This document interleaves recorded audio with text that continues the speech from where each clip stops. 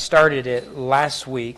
Again, my original plan was for us to do a brief introduction to Ten Commandments and then hop right into it. And now this is week 3, and we still haven't gotten to the Ten Commandments. So I ask your pardon. I think next week we'll start with the first commandment. I think. But I don't want to make you any promises at this point. This passage, Exodus 19, is certainly one of the seminal moments in the Bible. So if you take the narrative of the Bible, you're going to highlight certain passages: creation, fall, Tower of Babel, Noah's Ark.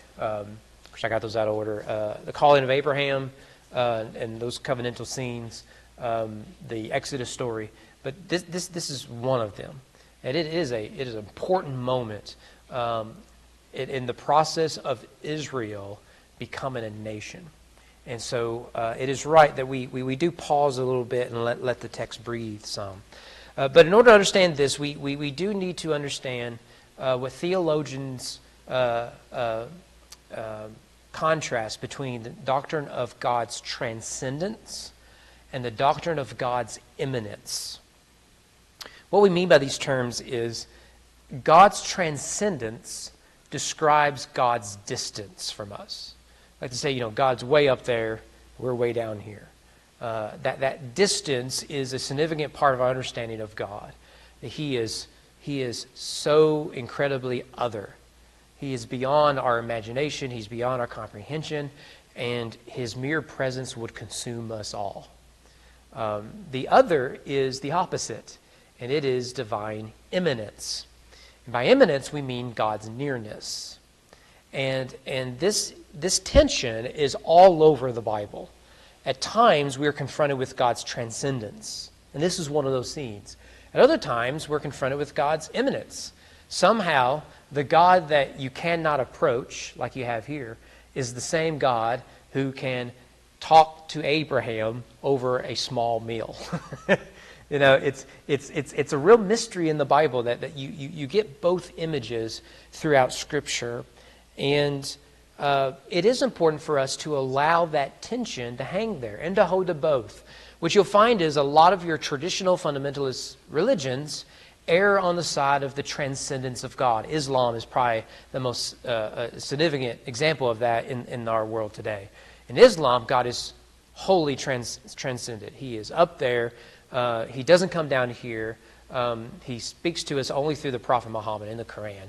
And so if you want to think of immanence, the Quran is the closest they will get to it. God will do what God wants to do.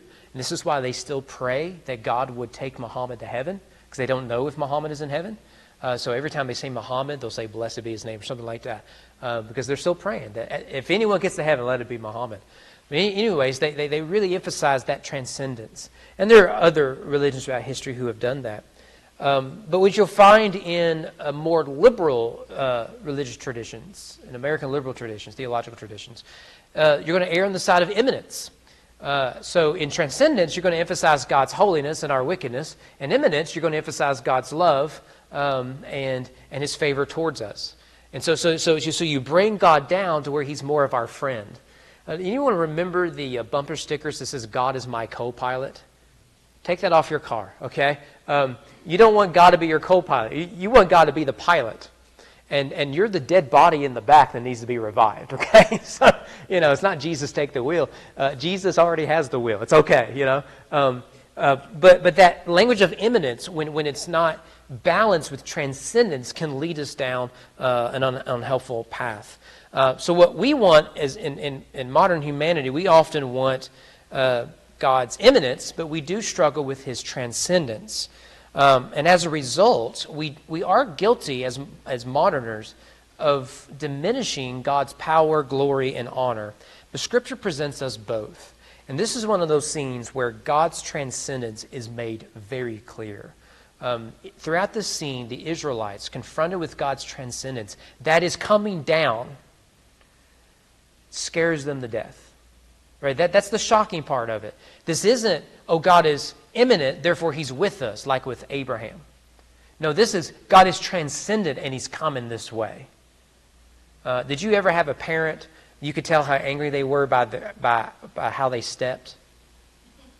I can in 3 steps, my mother can make it from the living room or kitchen to my brother's bedroom. And she made it in 3 steps. They were hard heel strikes, boom, boom, boom, whooping, right? I mean, it was coming, right? You could tell by those footsteps. So that's the image I have in mind. I know it's a silly example. But God is not coming in imminence. He's coming in transcendence, and that is a frightful, frightful scene. So last week we looked at the invitation. So we talked about that some last week. Remember, you are to be a kingdom of priests and a holy nation. Now we move to preparation, verses 7 to 13. So we'll read it here. So Moses came and called the elders of the people. Remember, chapter 18 is when Jethro, his father-in-law, told him he needs elders. He can't do it all himself. So that set up this scene at the mountain. So he called the elders of the people and set before them all these words the Lord had commanded him.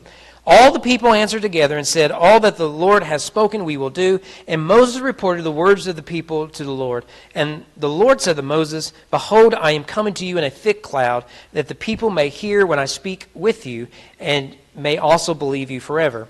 And when Moses told the words of the people to the Lord said to Moses, go to the people and consecrate them today and tomorrow, and let them wash their garments, and be ready for the 3rd day. For on the 3rd day the Lord will come down on Mount Sinai in the sight of all the people. And you shall set limits for the people all around, saying, take care not to go up to the mountain or touch the edge of it.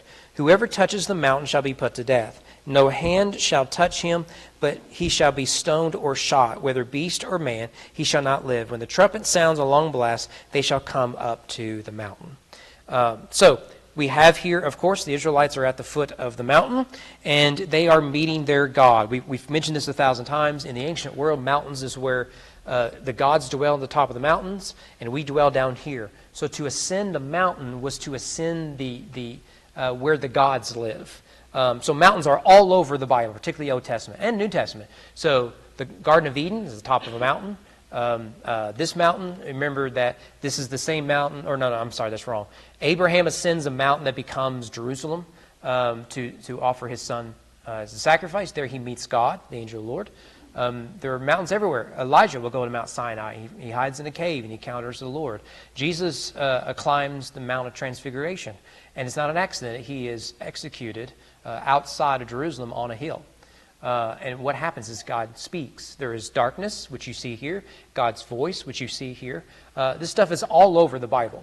You could do a full study. Maybe one of these days we will do a larger study of the motif of mountains. They are all over the place. So the people aren't surprised to find their God is dwelling on top of the mountain. And we already know as readers, this is where Moses encountered God. What did Moses encounter? He encountered on the mountain God as a flame. And what are they encountering here? They're encountering God on the mountain in the flame and other images we'll talk about. Verse 7, God consecrates Israel as a kingdom of priests, all that sort of stuff. And so in verse 8, the Hebrews respond with affirmation. We will do whatever God tells us to do. Now this leads directly to the Ten Commandments. So Moses is approaching the mountain with the people, and they affirm, we'll do what God tells us. And what is the first thing God tells us outside of this ceremonial stuff? It's chapter 20, it's the giving of the Ten Commandments. Now, the irony of that is the story's a bit drawn out. We can't look at it all in detail, of course. But while Moses is getting the Ten Commandments, it is still hot on the printing press. The Israelites are down at the foot of the mountain breaking all 10 of them. Right? And so I've always read when Moses comes down and he sees, and God tells him, hey, you need to know, they're breaking the first 2. They got a graven image and they're worshiping an idol in the form of a golden calf. What does Moses do? Is he throws down the tablets? Well, I think that's symbolic that the Ten Commandments are broken, both in terms of the text in which they're written, but also in the action of the people. I've always read it that way. I could be completely wrong, but I do think the symmetry is interesting. But basically, Israel is agreeing to the terms and everything else. They are checking that box and hitting submit with God. So what God does in the rest of verse 8 into verse 9 is, with their affirmation, God decides to descend even lower. So you'll see here, Moses reports a word to verse 9. The Lord said to Moses, "Behold, I am coming to you in a thick cloud." Does anyone have anything different than thick cloud? It's probably what we all have. Dense cloud. Okay. Oh, I like that. That's a richer word than thick. Thick's a boring word. Does anyone got King James? Does it have thick? Really? Because that's a boring word. King James is more poetic in their word usage. It's a perfectly fine translation. Dense, I do like that. But it literally means the cloud of a cloud.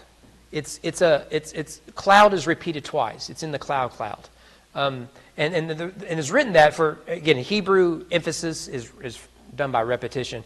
So we translate it thick or dense cloud. The idea that God's cloud has been leading them, during the day. And so now they've come to the mountain. That's where the cloud is settled. And now it's descending. And you've got to think, okay, he's getting awfully close. Like that's kind of a scary thought that they have. It's a thick cloud. It's a cloud of a cloud.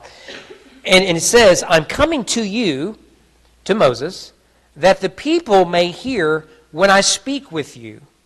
So there's Moses before the people ascending the mountain, and the cloud is coming down. They're going to meet, and they're going to hear the voice of God speak to Moses, and Moses is going to relate those words to the people.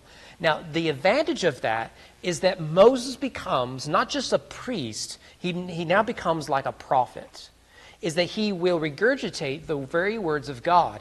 But in order for the people to trust that Moses is giving them the words of God, they need to recognize the voice of God.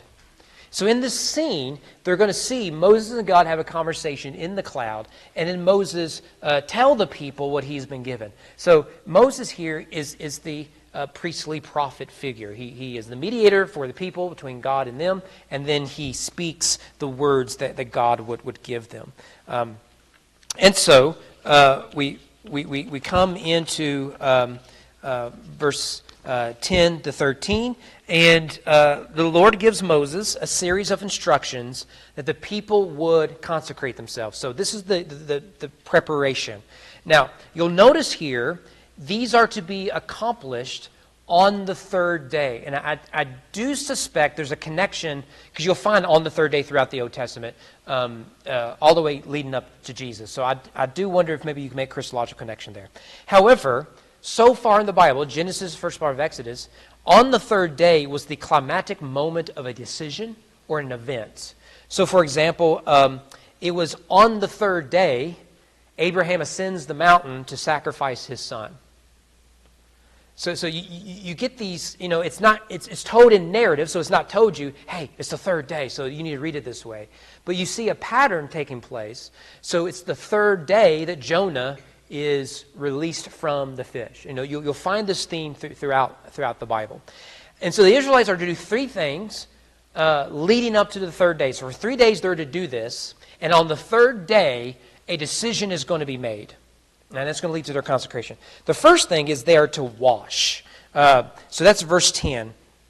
At the very end, let them wash their garments. Does anyone have outer garments? Does it add that qualifier? Adjective? It may not. I don't think it's in the Hebrew. Well, what likely is being described here are the garments given to them by the Egyptians. Now, we've talked about this before. When they make the golden calf, where did the Israelites get gold in the wilderness? The answer is they pillaged the Egyptians.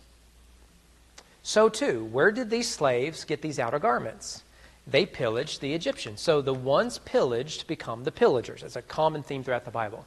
So you'll see here, here's their silver and gold and clothing, and they get from the Egyptians. So they are to wash that outer garments. They are to take a bath. Now what's interesting is that this is similar to what Jacob tells his son. So Genesis 35, Jacob said to his household, to all who are with them, put away the foreign gods that are among you. That sounds like the Ten Commandments. And purify yourself and change your garments. So the idea that you're going to go to the laundromat, yes, but you're also going to bathe. You're going to wash. This is not surprising. Washing is a critical part of preparing oneself to come into the presence of God. This is the predecessor to what eventually becomes baptism. What is baptism? It is not that we wash ourselves to come before Christ, but that Christ has washed us as demonstrated in baptism. Baptism is the public proclamation of what is already done. And that we are washed by Christ in the blood of the Lamb. The second thing is they are to keep a distance. This is verse 12. You shall set limits for the people all around, saying, take care not to go up to the mountain. Now remember, they are not to go up to the mountain. This is where all the juice is interpreting this chapter. We cannot figure it all out. You are not even to touch the edge of it. Whoever touches the mount shall be put to death. Now, what does that sound like? Can you think of a story where someone says, we can't even touch it lest we die? Well, the problem with Eve, Eve says that to the serpent. Now, Eve was never told not to touch the fruit. She adds that. Now, they are being told you don't touch it. And you notice that if you touch the mount or come too close, you are to be executed. And you notice the choice is stones or an arrow. And the reason that is because if you're going to be executed, you don't want the executioner to have to be executed for coming too close to the mountain. And so why is this so important? It is because they are approaching holy ground. The transcendent God is coming down, and it is dangerous. This is not Jesus meek and mild. This is Jesus mean and wild. This is God in His essence and in His holiness is coming down. And so you have the heavens and the earth colliding, and it is going to overwhelm the earth. The earth cannot stand to be in the presence of God. So they have to keep their distance. The third is abstinence. It's actually down in verse 15. Moses said to the people, be ready for the third day. Do not go near a woman. Do not engage in marital activity. That is not because it itself makes one unclean. However, it is to emphasize their preparation. This is to be a holy moment. This is a seminal moment in the history of Israel. So for 3 days, the mountain is set apart as holy ground, like the interior of the temple. In fact, what you'll find is that there's a 3-tiered setting of the mountain. You have the people at the foot of the mountain. You have Moses and the priests can go onto the mountain, but only Moses can go to the top. There's 3 tiers. The temple and the tabernacle is also 3-tiered. You have the courtyard where everyone can come. You have the place where only the priests can go, the sanctuary. Then you have the Holy of Holies that only the high priest can go, because there is where God's presence is. And what happens if the high priest does not sanctify himself through a series of washings and everything else? What happens is, confronted with the presence of God, he will die if he isn't prepared. So we are setting up an atmosphere that prepares us for the tabernacle, which is then developed later on in Exodus and elsewhere. Well, this leads to consecration, verses 16 to 25. We'll read it. Let's start in verse 14, where we actually... verse 14. So Moses went down from the mountain to the people and consecrated the people, and they washed their garments. He said to the people, be ready the third day, do not go near a woman. Verse 16. On the morning of the third day, there were thunders and lightnings and a thick cloud on the mountain, and a very loud trumpet blast, so that all the people in the camp trembled. Then Moses brought the people out of the camp to meet God, and they took their stand at the foot of the mountain. Now Mount Sinai was wrapped in smoke because the Lord had descended on it in fire. Smoke of it went up like the smoke of a kiln, and the whole mountain trembled greatly. And as the sound of the trumpet grew louder and louder, Moses spoke, and God answered him in thunder. The Lord came down on Mount Sinai to the top of the mountain, and the Lord called Moses to the top of the mountain, and Moses went up. And the Lord said to Moses, go down and warn the people, lest they break through to the Lord to look, and many of them perish. Also let the priests who come near to the Lord consecrate themselves, lest the Lord break out against them. And Moses said to the Lord, the people cannot come up to the mountain, for you yourself warned us, saying, set limits around the mountain and consecrate it. And the Lord said to him, go down and come up, bringing Aaron with you, but do not let the priests and the people break through to come up to the Lord, lest he break out against them. So Moses went down to the people and told them. Now this is the part where I have just been confused. So we're not going to solve every riddle here. If you study this enough, you're going to find there is no resolution to the riddle. There's a couple options, and this is a matter of debate. And I think that debate is purposeful. So we can't chase every rabbit here. Mountains are often a place of decision, is a place of consecration, as we have it here. And so there's just too much going on here. We can uncover it all. Notice that from the mountain, so at the top of the mountain, we're told there are thunders and lightnings and a cloud of a cloud, a thick, dense cloud. So it's quite a wild scene. It's almost like volcanic activity. We would imagine it being that. If you are interested in this, in archaeological stuff, I am not sure where the Mount Sinai is. There are plenty of good options. The most interesting one, this is when I went on the date with Kent. That's a joke, the date reference. The documentary we watch argues that it's Al Laws, the Mountain Al Laws, that on the top of the mountain it seems like a fire has consumed it, and you can go up there, you can open it up, and it's clearly fire has affected it. And a lot of people think maybe that's Mount Sinai. They found a cave on it, which matches Elijah. Maybe that's it. I don't know. You can do your own research. But if you do like that sort of stuff, I find that stuff interesting. Now, what's interesting is the word thunder here. Does everybody have thunder? Here, it is verse 16. Third day there were thunders. Is that what you got? Everyone got thunder? It's a perfectly fine translation. It literally means voice. Genesis 3:8, and they heard the thunder of Yahweh, the voice of the Lord. It's the same word here, voice. Now, you wouldn't translate this thunder, but you wouldn't translate it here in Exodus 19 as voice. But you can kind of see what's happening here. The voice of God is likened to thunder throughout all of Scripture. And so it plays with that imagery. That's just so cool, that the metaphor is in the language itself. But nevertheless, you got the thunder, you got lightning, you got the thick cloud. So in the heavens, the mountain, you get those cosmic events. On the land, you get this blasting loud trumpet. I mean, you thought drums were loud in a Baptist church. You've not heard anything like this. And so they see the sights, they hear the sounds, and then there's this trumpets all around them. You can see that this is a frightful event. The blasting of the sound, the rolling of the thunder, the lightning. Like God wants us to stay away. Okay, I'm on board with that. But then He invites us to come near. That's the tension of the text. There's this stay away lest you die. But then there's also the invitation from God to come near, come up the mountain. And then the Israelites are saying, we're too afraid. We can't go up there. Your transcendence is overwhelming to us.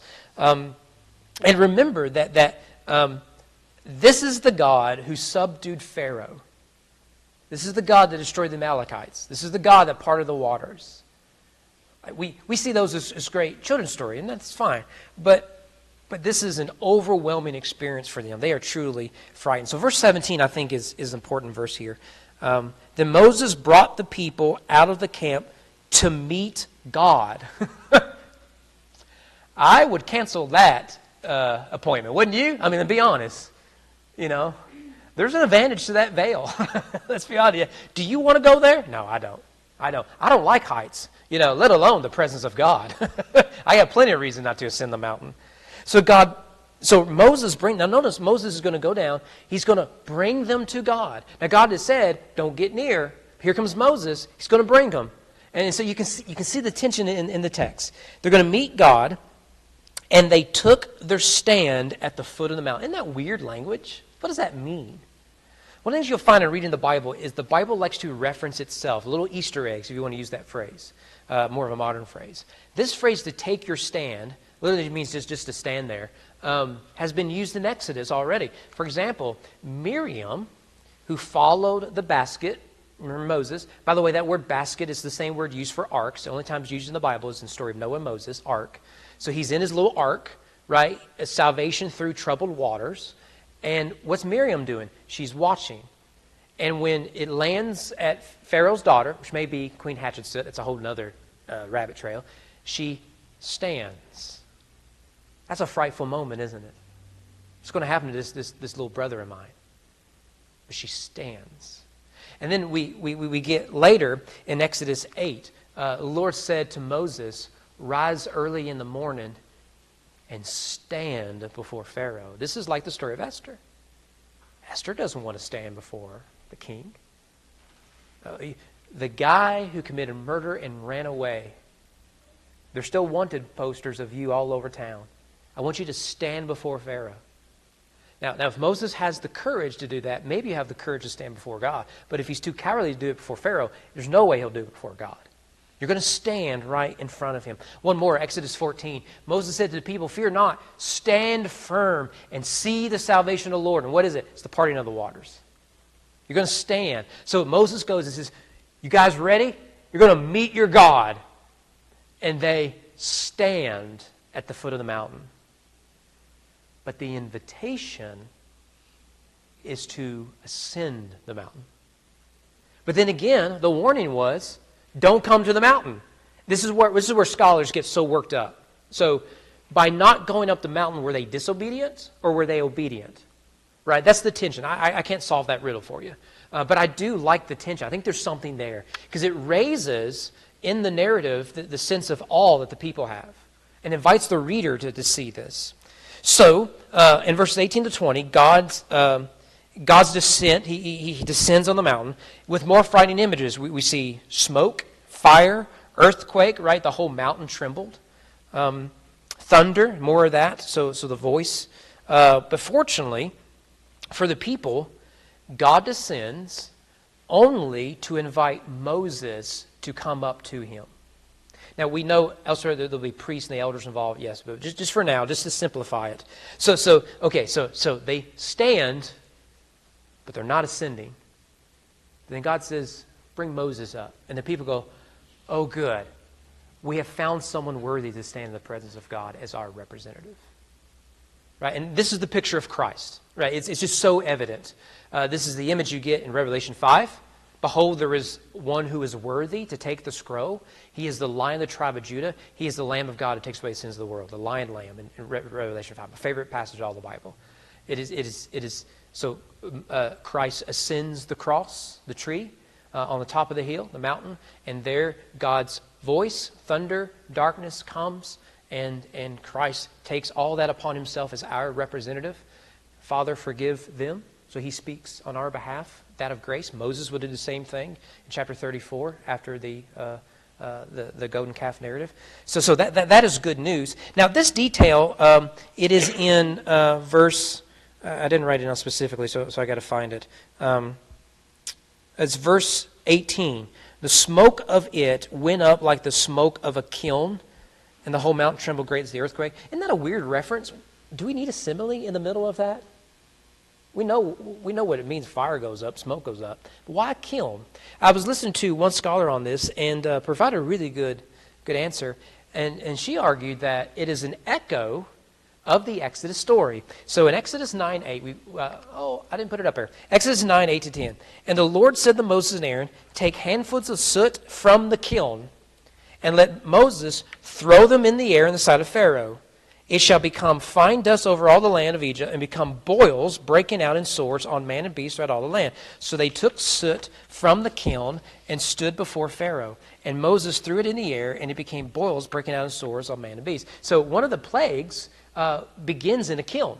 And what's a kiln? It's a source where smoke is coming up from the source of fire. And it's very possible, we've uncovered these Egyptian kilns, it's very possible these kilns were used by the Egyptians and Israelites alike to make bricks. You remember that Pharaoh, mad at Moses, who stood before him, said, we're not even going to make bricks for you. So the sight of kilns among the Israelite slaves makes sense, because they may have had to make their own bricks. Here, the image Moses has is, these people know. They know what the image is. It's a kiln. But this is a different kind of kiln. That was a kiln that reminded us of our slavery. This is a kiln that reminds us of our freedom, and we're more afraid of that one. It's an incredible little detail. It's so easy to miss. And I would never, I thought it was a weird detail, but I would have never have connected it. And so, verse 21, notice God says, go down, warn the people, lest they break through to the Lord to look, and many of them perish. And so now God is saying, don't come up the mountain. So main thing I want us to get from this is the Mount Sinai, which lasts for years, this scene, which will dominate the rest of Exodus, is Moses is always going up and down. I mean, it's a wonder he didn't invent the escalator. Like, he just get tired of that trip. He's always, even in the story, he's going up, and he talks to God, and God says, go down and tell the people. He goes down.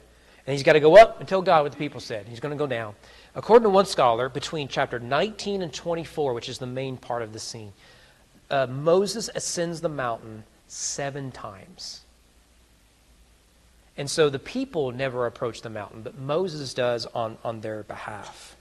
So the point of all this then is to highlight God's transcendence. It's very evident. But I do think it is hinting ever so slightly at God's immanence. Now, you have to put the whole story together to see this. We looked at it last week, or maybe 2 weeks ago, Deuteronomy 4, where God asked, who has heard the thunders of God, the voice of God, and lived? Is it not my people? And so we are struck with God's transcendence. God can't come down here. We can't survive. And yet, they do survive. There's a hint of there is a way for God to be among his people. And you'll notice the story is not there's a way for people to be among their God. It's a story about God coming to be with his people. And it's emphasized of washings, cleansings, distance, all of that sort of stuff. These rituals play a part in how can God and man dwell together. If man cannot ascend the heavens, that's the mistake of Babel, God must descend to the earth.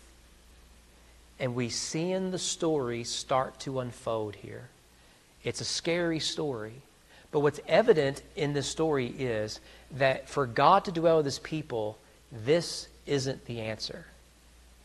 And this story will lead to the establishment of the tabernacle, where a building is established that will allow God to dwell among his people, and eventually they become a permanent space on a mountain built by David and Solomon, to where God can be among his people. So God is immanent, but he isn't really immanent. If you want God, you have to go to that other city. You have to go to the other end of Israel. You have to travel.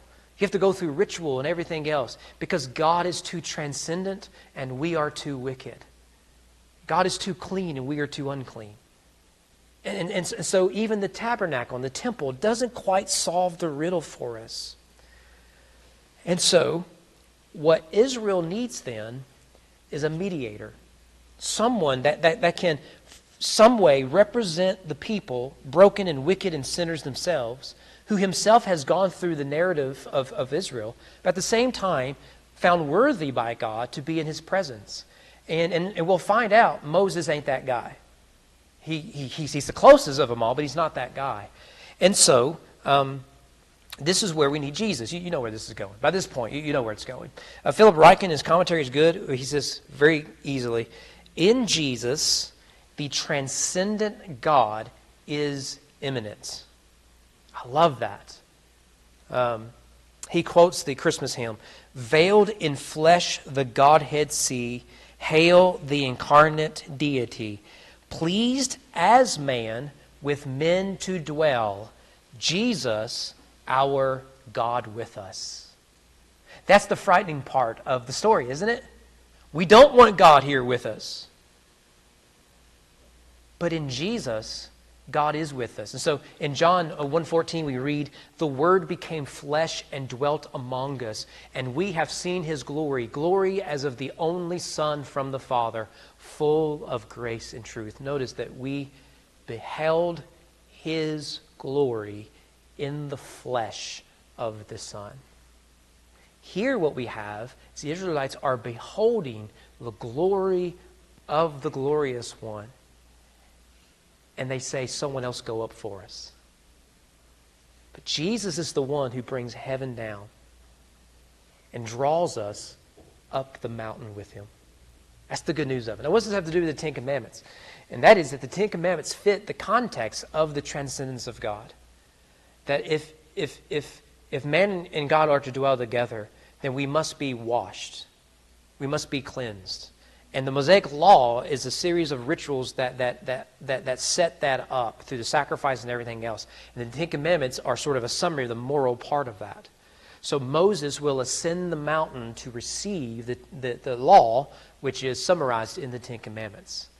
So we read this as, oh, this is a great moment, Ten Commandments. The Israelites say, this is a scary moment. Tell us what you want us to do, but get us out of here. And in that moment, they still rebel with God right there. What does that tell you about humanity? Remember, the Ten Commandments are not a secret code to lead us to Christ.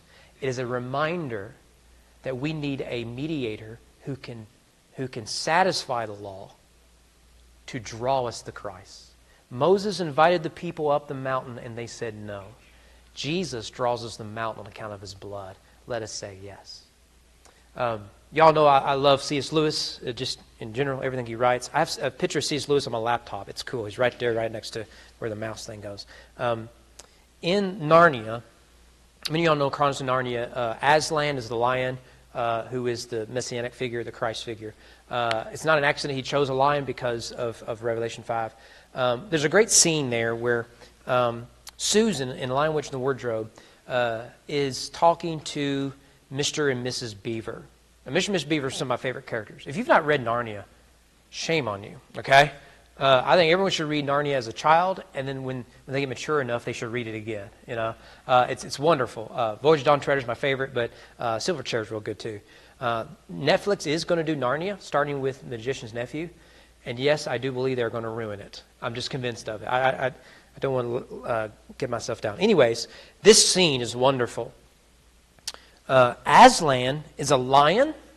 The lion, the great lion. Oh, said Susan.